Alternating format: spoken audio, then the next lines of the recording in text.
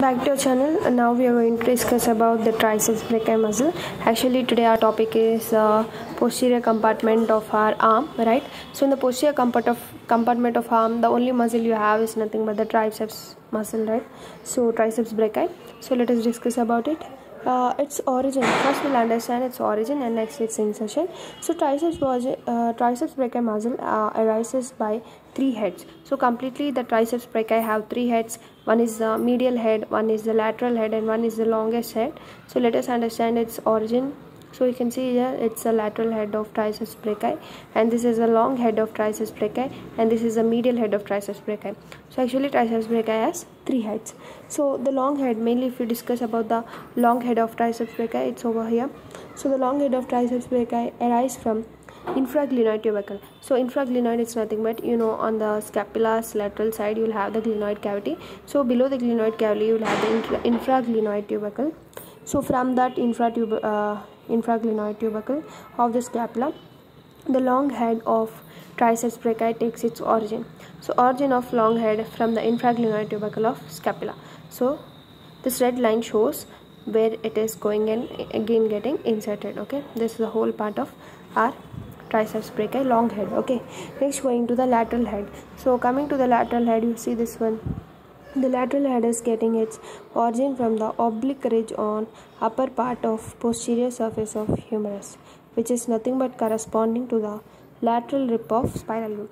So on the posterior side of humerus, if we remember the osteology of humerus, we have the spiral groove on the posterior surface that is representing an oblique line. So from there arises the lateral head of triceps.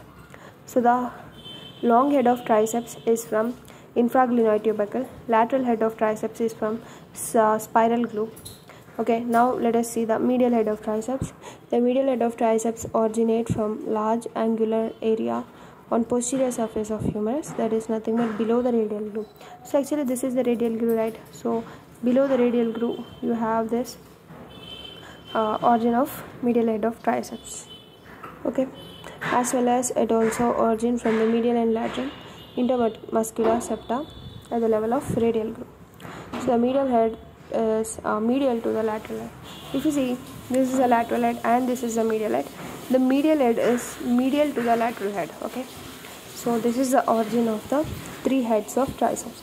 So long head, simply you can say the infraglenoid tubercle, the medial head from the oblique ridge, and the lateral head from the oblique ridge, and the medial head from the lower part of radial groove. Okay, so these are the three origins. Now let us see what are these insertions, like these three heads are inserted into which part of. Okay, so the long and lateral head get converge and fuse to form a superficial flattened tendon and covers the medial head of inserted into the posterior part of superior surface of olecranon process. So you can see insertion into posterior part of superior surface of olecranon process of ulna.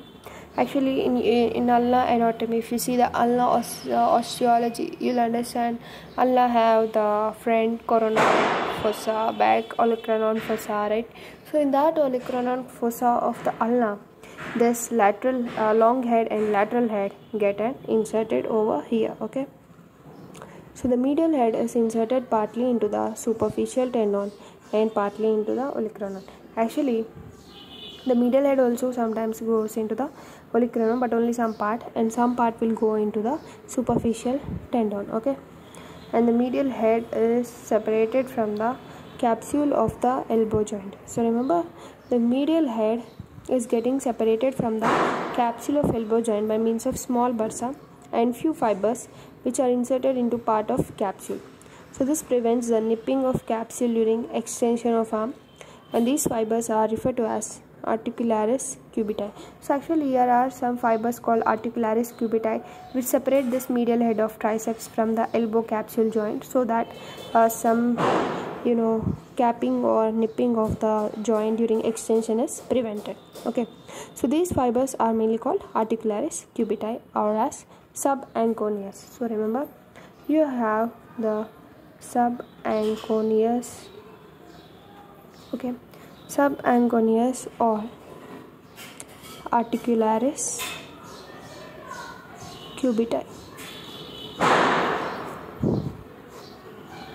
So here actually this medial head of fibers are separated from capsule elbow joint. Right. So now we will understand what is the nerve supply of this three heads of triceps. As I said, this is long head, this is lateral head, this is medial head. Okay. So what is the nerve supply? Each head receives a separate branch from radial nerve, because radial nerve, you know, it's the nerve of posterior compartment, right? So radial nerve supply them. Okay. And the branches arise in axilla and they pass in the radial groove. Okay, so radial nerve and profunda brachii vessels are present actually in the radial groove, right? So this nerve supply is having a root value, that is a radial nerve root value is nothing but the C7 and C8.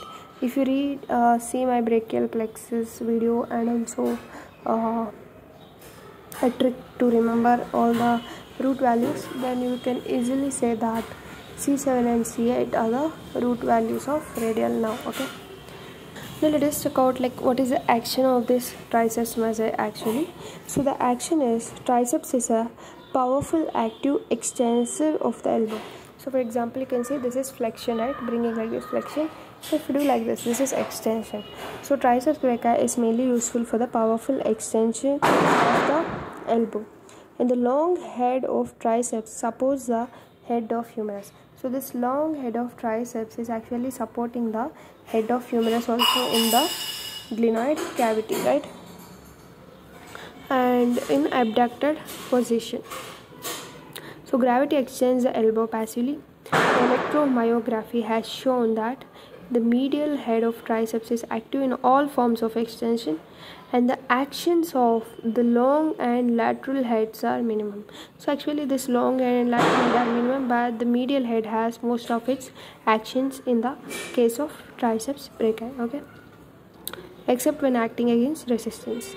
Triceps is tested against resistance.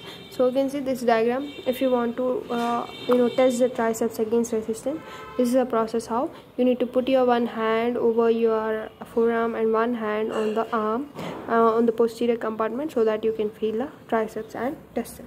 So by this we have completed triceps brachii of the posterior compartment. So next we have only two things in the posterior compartment, that is the radial nerve and the profunda brachii artery. We will discuss it in the next upcoming video.